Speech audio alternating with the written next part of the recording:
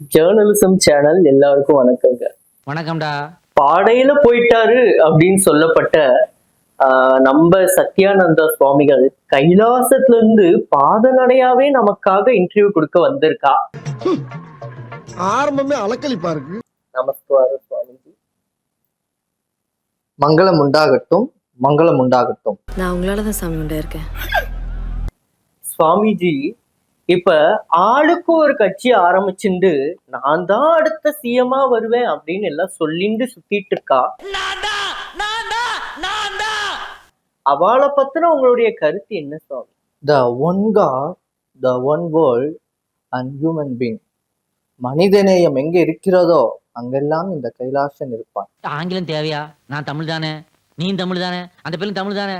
தமிழ் இருக்கல, எதுக்கு இங்கிலீஷ்ல பேசுதான்? பரதேசி பே போலிச்சாமியாரு. சுவாமி நான் எழுதி கொடுத்த டைலாக் இது இல்லைங்களே. அப்புறம் நான் கேட்டாலும் கேட்டேன்ற நீனு. நான் எங்கேயோ செவனேன்னு ரயில்வே ஸ்டேஷன்ல டீ காப்பி வித்துன்னு இருந்தா வாய்ஸ் நல்லா இருக்குது வாங்கன்னு சொல்லி இன்டர்வியூ கூட்டின்னு வந்துட்டு ஒரு டீ கூட வாங்கி கொடுக்கலாமா இவனுங்க? காலைல வெறு வயிற்றுல வந்தது நானு. அப்புறம் எப்படிலாம் பேசினா அப்புறம் கோவம் வருமா வராதா? வரும், ஆனா வராது. அதுவும் இல்லாம டைலாக் மொத்தமா திணிச்சுன்னுக்குறீங்க. நான் என்னென்னத்த பேச என்னதான் இருந்தாலும் துட்டு கொடுத்துக்கணும் வந்து உக்காரு வா குந்து. தெரியுது, நீ மூடு. சுவாமி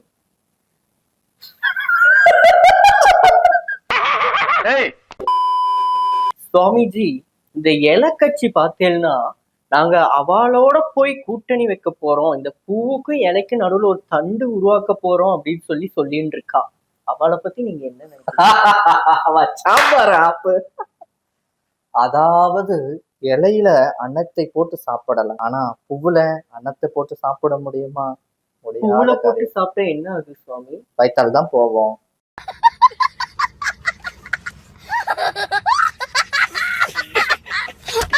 எப்பா நீ நேரா போயிரு. இந்த இதெல்லாம் கேள்வி கேட்க கூடாது. நீ என்ன கேள்வி கேட்கணுமோ அதை மட்டும் கேளு. சும்மா வந்து நோண்டிக்கினேன். இப்ப வந்து அந்த ரெண்டும் நாங்க ரெண்டுத்தையும் சேர்த்துதான் சாப்பிடுவோம் அப்படின்னு சொல்லி இலக்கட்சிக்காரன் நிக்கிறா. அவளுக்கு உங்களுடைய அட்வைஸ் என்ன சார்? முடிவு என்பது மக்களிடையே ஒரு பெரிய புரட்சியை ஏற்படுத்தக்கூடிய அதாவது பிரபஞ்சமே உருவாக்குன அந்த கட்சிய பிராய்லர் கோழி மாதிரி இப்ப உரிக்க போறா. இதனால் தாங்கள் சொல்ல விரும்புவது ஒரு தடவை செருப்படி பட்டாச்சு அப்படின்னா திரும்ப அங்கதான் போய் பாடுறேன்னு சொல்றான். நாங்க இருக்கோம், எங்க டீம் இருக்கு, எங்களுடன் வாங்க, எங்க டீம் இருக்கு, எங்க சப்போர்ட் இருக்கு.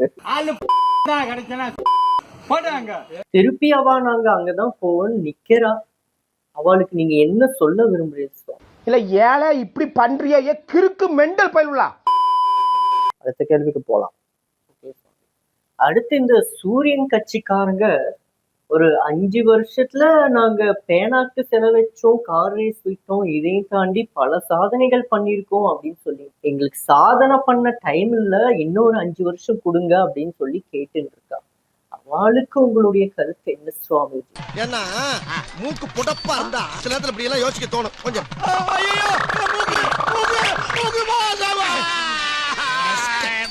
அதாவது சூரியன் உதிக்கும் போது பிரகாசமாக இருக்கிறது, ஆனால் அதுவே உச்சி வெயிலில் வந்துட்டால் மக்களை வாட்டி வதைக்கிறது. இப்ப வேர்க்கிறப்ப உங்களுக்கே தெரியும். அதை போலத்தான்.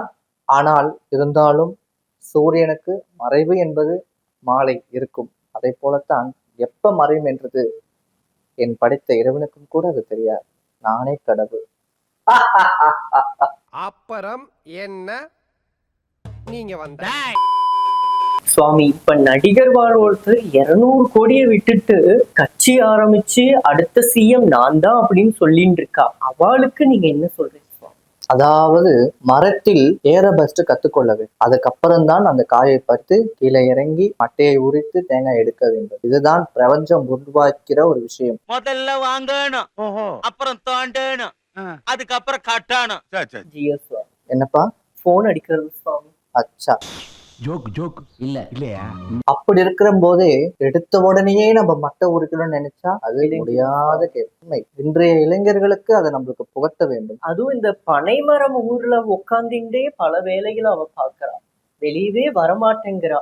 அவளுக்கு நீங்க என்ன சொல்ல விரும்புறீங்க? வேலை செய்து பார்த்தால்தான் தெரியும் அதோட கஷ்டங்கள் எவ்வளவு என்று. நான் இன்று கைலாசத்தை வாங்கியிருக்கிறேன் அப்படி என்று பல தரப்பினர் என்ன தவறாக பேசுகிறீங்க. சுவாமி கொஞ்சம் டைலாக் குழப்பிட்டா என்ன சொல்ல வரானா, மக்களோட இணைஞ்சி நீங்க 4 இடத்துல பேட்டிகள் கொடுக்கணும் அப்படின்னு சொல்ல வரேன் சுவாமி. நான் ஆமா. உங்களை கேட்ச் பண்ணிட்டேன் சுவாமி. மங்களம் உண்டாகட்டும் டைலாக் மகனே. பேப்பர் உருவாக்குறது நான் சுவாமி. ஆனா முட்டை போடுற கோழிக்கு தான் தெரியும் வெளினா என்னன்னு. ஏன்னா கேட்கணும், சும்மா பேசக்கூடாது, புரியுதா? காலையில வாங்க டிஃபன் வாங்கி தரேன், பஸ்ஸுக்கு என்னமோ நான் கொடுத்துட்றேன்னா, நானும் இந்த இடத்த கண்டுபிடிக்கிறதுக்கு ரொம்ப நேரம் ஆயிட்டு திரும்பி வந்தேன். உள்ள வந்து ஒரு காஃபி டீயாச்சும் வாங்கி கொடுக்கணுமா? அப்படியே மேக்கப் அதை தூக்கி மாத்தி விட்டுட்டு டேக் போலான்னா அப்புறம் எனக்கு வாய் கொளருமா கொளராதா, பசிக்குது வேற, குழந்தை குட்டிக்கு நான் சோறு வேற வாங்கிட்டு போகணும், இதெல்லாம் அந்த பையன் பேச மாட்டேன். 4 பேப்பர் வேற டைலாக், எனக்கு என்ன படிவா தெரியும் சொல்லுங்க? ஏதோ கொடுத்த டைலாக் வச்சு ஓட்டி நிற்கிறேன் நானு. சுவாமி உங்களுக்கு ராகி மால்ட் போடுறதுக்கு ரெடி பண்ணியிருக்கோம். ரஞ்சு மாமி ராகி மால்ட் போட்டுன்னு இருக்கா. முதல்ல பச்சை தண்ணி கொண்டு வாங்க, அப்புறம் ராகி கூழ் ஊத்துறது கம்மங்கூழ் ஊத்துறதுல அப்புறம் பார்ப்போம். ரஞ்சி மாமி போட்டு இருந்திருக்காளா, அது எனக்கு ரொம்ப பிடிக்கும். அப்படியா? அப்படிச்சா? ஆரம்பிக்கலாம். சுவாமி பூ அப்படின்னா முதல்ல கீழே பூத்துட்டு அப்புறம் தான் மேல பூ. ஆனா நம்மளுடைய நாட்டுல மட்டும் மேல நல்லா பூத்துருச்சு, கீழே ஒரு மொட்டு கூட விட மாட்டேன்றது சுவாமி. அதாவது தண்டுவட்டத்துல ஸ்ட்ராங் இல்ல, தண்டுல ஸ்ட்ராங் இல்லையா? எப்போதும் வடிவேல் டைலாக் சொல்றது பேஸ்மெண்ட் வீக்கா இருக்கு, பில்டிங் ஸ்ட்ராங்கா இருக்கு. ஆனா இங்க பேஸ்மெண்ட்டுமே வீக்கா இருக்கு, அப்புறம் பில்டிங் எப்படி இருக்கு? அப்படித்தான் இருக்கும். பில்டிங் ஸ்ட்ராங், பேஸ்மெண்ட் கொஞ்சம் வீக். புரிஞ்சவா சிரிப்பா, புரியாதவா முழிப்பா. சாம்பார் எனக்கு ஆப்பு.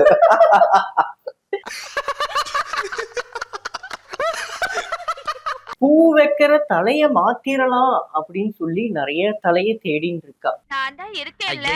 ஐயோ நீ இருந்தா என்ன இல்லாட்டி என்ன, போமா கிளம்புமா. இந்த சூழ்நிலையில யார் தலையில அந்த பூவை வச்சா நல்லா இருக்கும் நீங்க நினைக்கிறீங்க சுவாமி? அதாவது தமிழ்நாட்டின் பொறுத்தமட்டில் பூ மலர்ந்தே தீரும், அவங்க தலையிலே அந்த பூ இருந்ததுன்னா நல்லா இருக்கும். ஏன் இப்படி குழப்பி கொண்டிருக்கிறீர்கள்? சரி சுவாமி, அதுல என்ன கன்ஃபியூஷன்?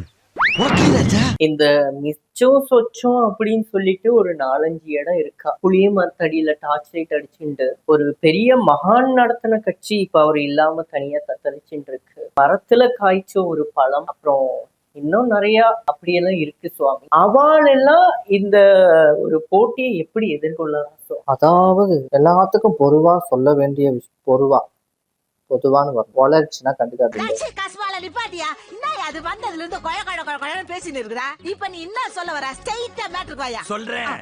பொதுவாக சொல்ல வேண்டிய விஷயம் என்னென்றால், மக்களுக்கு நல்லது செஞ்சீங்க அப்படின்னா எல்லாம் நல்லா இருக்கலாம். என்னை போல ஒரு கைலாசத்தையே நீங்க உருவாக்கலாம். ஆனால் மக்களிடையே சிக்கலை தானே திணிக்கிறோம், நன்மைகளை செய்வதில்லையே.